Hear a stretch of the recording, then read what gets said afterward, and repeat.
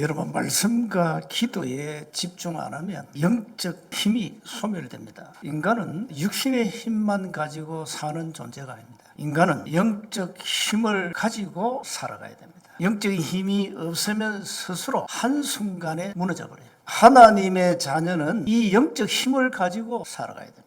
힘이 없을 때 마귀가 틈을 타고 들어오잖아요. 그 찬스를 사단은 놓치지 않는다는 사실. 성경 66권에는 두 가지 내용이 나옵니다. 인간의 멸망과 인간의 구원입니다. 그래서 인간의 원죄와 그 원죄의 주범 사탄의 실체를 정확하게 여러분 찾아내야 돼요. 말씀 속에서 세상에서 절대 얻을 수 없는 하나님의 절대 지식을 찾아내야 됩니다. 하나님의 나라와 사탄의 나라가 있고요. 이 영적 세계인데요, 눈에 보이는 세상 나라. 근데 사실 이 세상 나라를 눈에 안 보이는 사단의 나라가 거의 지배하고 있잖아요. 이 공중 권세를 탁 잡아가 인간을 막 끌고 가잖아요. 영이신 하나님은 우주 만물을 창조하셨고 지금도 다스리고 계십니다. 그리고 눈에 안 보이는 성령은 지금도 정확하게 역사하고 있습니다. 하나님은 눈에 안 보이는 천사를 지금도 다스리고 있는 거예요. 하나님은 창조주 하나님이요, 저와 여러분을 말씀으로 창조하셨습니다. 이 눈에 안 보이는 이 영적인 세계, 하나님의 나라와 사탄의 나라, 눈에 안 보이는 성령의 역사와 천사의 활동, 이게 여러분 사실로 깨달아지고 믿어야 돼요. 하나님의 피조물이 천사가 타락을 해서 사탄이 된 거예요. 사탄의 사명이 뭐냐? 첫째, 절대 교회 가지 마라. 교회 가도 절대 구원받지 마라.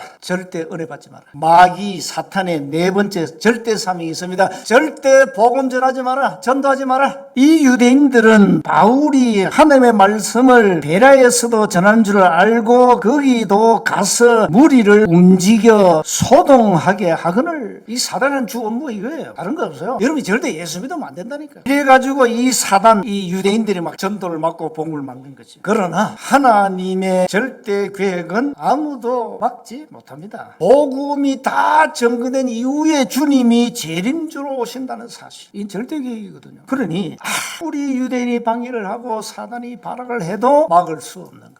이 야손 중심으로 데살로니가 교회가 든든히 서갔잖아요. 믿음의 역사와 사랑의 수고와 소망의 인내, 지금 이런 소동 가운데 세워진 교회라니까, 데살로니가 교회. 그러면서 데살로니가 전서 1장 5절에 능력과 성령과 큰 확신으로 이 복음이 막 증거된 거예요. 어떻게 막습니까? 자, 이런 절대 제자가 있는 한 절대 복음을 막을 수 없어요. 하나님의 절대 계획은 이루어져 가는 겁니다. 눈에 안 보이는 사탄의 일을 하는 사람들은 어쩔 수 없어요. 그건 저주받아야 돼요. 사단한 일을 대신한다니까. 하나님의 사람은 하나님의 중요한 일을 하는 거예요. 하나님의 중요한 일은 다른 거 없어요. 올바른 복음을 가지고 내가 누리고 이걸 정확하게 말해주는 거예요.